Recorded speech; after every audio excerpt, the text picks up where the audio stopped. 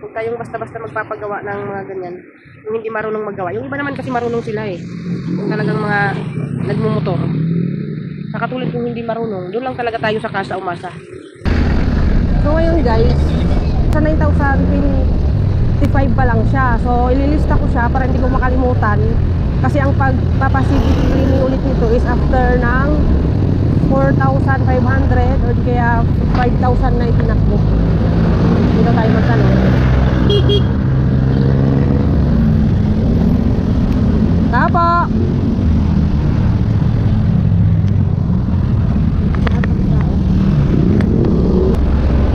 Tao pala, yung pang sumagot tong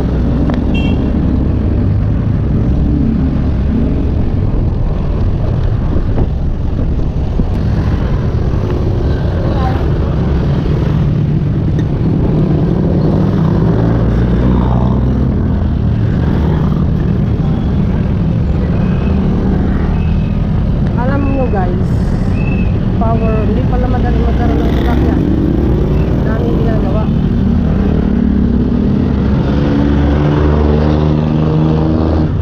Kaya nagagawa ba kayo ng ano nito? Yung oil seal? Kasi tumatagas eh. Magkano yung ano nyo dyan? Magkano oil seal mo? Oil seal. Oil seal? Shock? Oo. Dalawa ba yan? Dalawa na lang, anuan ko na lang. 300 mo dalawa. Ano po yan? Original hindi? Original yan, te? Hindi? Ha? Hindi yan. Sige, kuya. Wala kayong Honda lang? Honda wala ko. Wala. Pero tumatagal naman yan, kuya. Oo, tumatagal. Ha? Matagal po. Kasi mahirap pag papalit-palit. Oo. Abalay. Ha? Nakapagpalit na ako yun. Matagal na yan. Sige. Isa lang, huwag lang.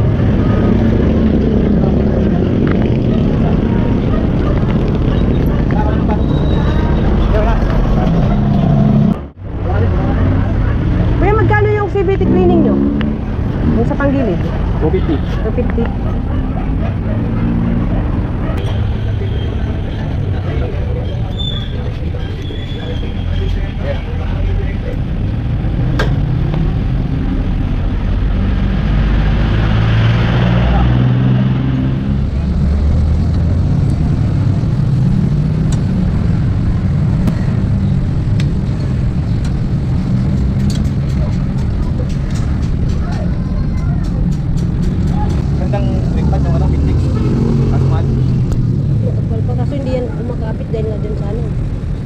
Oh, ano eh, dito.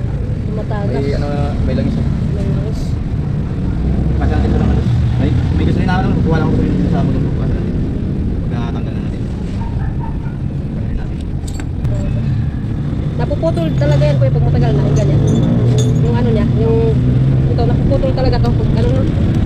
3 years na yan, yung 4 years na eh. Ano, sira na. Bigyan na pala yan. Laglag na lang. Matagal na rin tagas yan? Hindi naman, mga nakaraang linggo. Naka-hybrid lang naman. May magandang brake pads kaya sila. Yung ano, yung business ano? Ako, lahat-lahatan yun. Kasi yan, matagal yan. Kasi ito ano to eh, yung stock pa to ng Hyundai. Basta ka naman. Langit yan dito. May Bindix na yun? Ha? Bindix? Ha? Bindix na ano, big brand? Big brand? Yeah, yung mga hindi Bindix. Maganda rin yun, Japan ko yun. Ang mahirap kasi na ano. Yung iba kasi natatanggal yung ano, yung pinakaibabaw niya. Pero tumatagal ba to?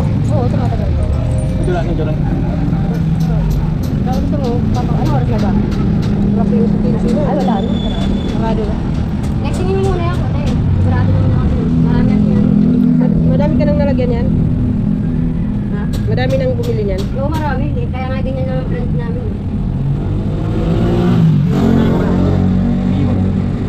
Kung wala nga ng mga branded, pagka yung mga popular gusto nila lang.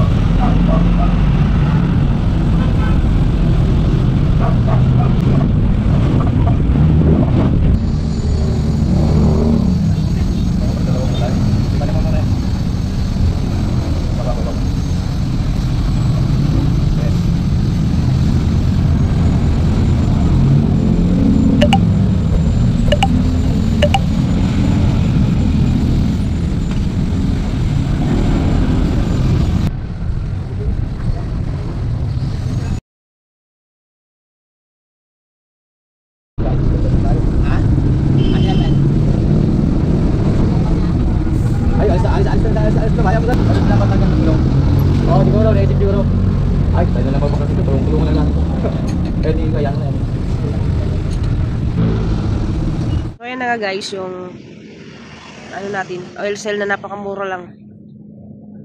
Tumatagas pa rin, oh. Kung makikita nyo siya, masyado siyang malangis kasi nga tumatagas. Kaya yan guys, yung hindi maganda kapag doon ka sa shop lang na nasa gilid-gilid magpapagawa na hindi naman ano. Itong isa, wala siyang masyado. Dito talaga, ito pa rin. Ito na dati yung tumatagas. Ito na dati yung tumatagas eh. Ano? Kapal na ng ano niya. Tumatagas pa rin talaga siya. So ibabalik ko yan doon sa naggawa. Ayan. Kaya yung brake ko hindi masyadong kumakapit kasi nga madulas. Yan ang hindi maganda guys kapag yung mumurahin yung bibilin mo. Yung time na yun kasi wala akong choice eh. Paggabi na, tapos papasok din ako. Kaya ko nga yan pinapalitan dahil naggaganyan siya. Wala naman siyang pinagbago. Pinalitan nila, binaklas pa nga nila yan. Kita nyo naman dun sa ginawa nila. Pero wala pa rin nagbago, ganyan pa rin siya. Pag hindi nila na ano yan, pinadalhin ko na lang yan sa kasa. Doon yan ulit ipapagawa. So yun lang guys. Ang ano dyan, huwag tayo basta-basta magpapagawa sa hindi natin ano, mga kabisadong mga mekaniko. Kasi yung mga parts din na inilagay nila yung roller, tsaka yung roller blade, tsaka yung sa panggilid, yung bola doon. Sabi nung ano ko doon sa kasa, hindi daw yung mga original. Tapos hindi original, ang masaklap pa ang mamahal guys. Nakasa talaga ako nagpapagawa kung talagang hindi lang kailangan palitan. Minsan kasi walang technician, walang mekaniko sa kasa eh. So yun lang. Kung tayong basta-basta magpapagawa ng mga ganyan, yung hindi marunong maggawa. Yung iba naman kasi marunong sila eh. Yung talagang mga nagmumotor. Sa katulad kung hindi marunong, doon lang talaga tayo sa kasa umasa. Huwag tayo dyan sa mga gilid-gilid na shop para safe din tayo at safe yung motor natin. So yun lang. Bye-bye.